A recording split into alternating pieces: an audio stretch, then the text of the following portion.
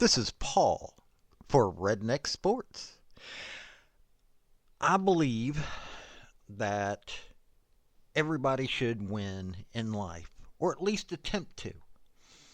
The first three maxims of General Robert Neyland's game maxims, I believe apply to everybody. The team that makes the fewest mistakes will win. Play for and make the breaks. When one comes your way, score. If at first the game or the breaks go against you, don't let up. Put on more steam. Welcome to the channel. Now let's discuss some sports. Like, subscribe, comment, show what your opinion is. Let me know if you like what you've seen. And I thank you for your support. If you want to talk to me via my social media, or if you want to help me out via my Patreon, it's all down below in my link tree. Also, any of you that are listening, if you would like to see any of my writings or anything on sports, I am considering starting a Substack for sports, so tell me if you'd be interested in that.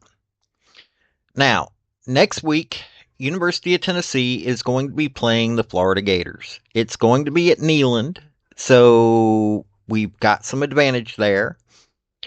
Florida is 3-2. They lost to Miami and Texas A&M. So we're going to talk about this. We're going to discuss, even though Tennessee lost to Arkansas last week, well, this past Saturday, we're going to discuss where I think that the game is going to go and how well I think the two teams are going to do. So, stick around.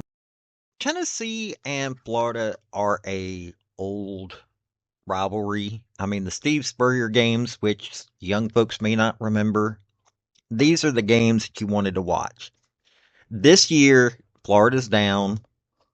Their quarterback, DJ Lagway, he's had 667 passing yards, rushing yards. Montrell Johnson Jr. 288 yards receiver. Their best receiver is Elijah Badger, 346 yards. On defense, Shamar James, a linebacker's got an interception, and tackles, Jordan Castle, a defensive back's got 24 tackles. He's the leader. Lagway he's had 38 completions, 55 attempts, 69.1% completion, 667 yards. Graham Mertz, who isn't even a factor, is a little bit better, but I mean, you're looking at these Montrell Johnson, 58 carries, 288 yards. Trayon Webb, 21 carries, 93 yards. Jaden Bow, 19 carries, 128 yards. Jacoby Jackson, 14 carries, 93 yards.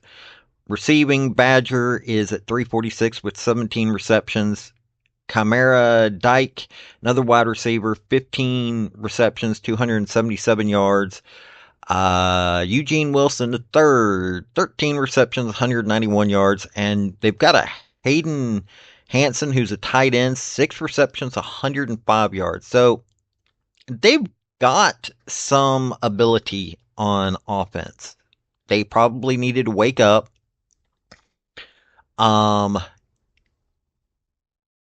Their defense, Jordan Castle, 13 tackles solo, 11 assists. Grayson Howard, the exact same numbers. Both have sacks. Shamar James, 13 tackles as well, 9 assists. He's got 0 sacks. They've got a defense that is slowly picking up some doings. So they're not a team to overlook. And we've seen this past weekend what overlooking a team will do. So there's that. So we're going to talk a little bit more about UT. I talked a little bit yesterday. We've got a problem with our offensive line. Same problem we've had since the beginning. They need to get better. They need to work on not being confused. They did a decent job at Oklahoma. They had done a decent job up until Arkansas. And then everything went to pot at Arkansas. Nico Iamaleava, he's a freshman. Seriously, he's a freshman coming into a conference that is elite.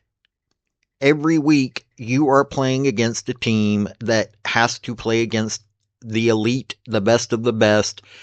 And it doesn't matter if you're Vandy, which showed this weekend exactly what Vandy can do if you don't watch yourself. Arkansas, you saw what they can do if you don't watch yourself. And Nico Iamaleava has not quite gotten there. And I think that's why Heupel calls what he does. I think they need to let Nico off the chain a little bit. Let him see what he can do. Let him get some more confidence from being a little bit more free.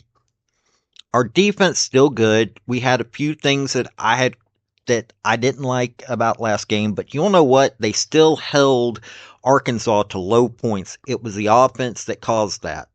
I would have liked to have seen more turnovers like they had done at Oklahoma and at other teams this year, but I honestly think that they're still an elite squad. It's the offense that we have problems with. We knew there'd be a little bit of problems. We didn't know it'd be this much. And on top of the fact of we had our receivers getting hurt. I think that we need to see what can possibly be done this week to get that fixed. Because Florida is looking to try to not have Billy Napier fired. He probably will be, but Billy Napier is trying, and this is one of the few games that he can win that could keep himself from being fired. So they're going to go in there with a different type of fire. Plus, it's Tennessee, Florida. That's a big game. So our offense has got to get off the ground this week. So my take on this game is going to be this.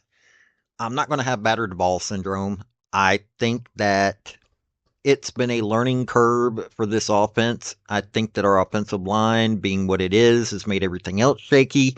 I think that's what Heupel's been doing. I don't think that he's been his normal self. I think this Arkansas game was a wake-up call. He can't be so conservative that this happens again.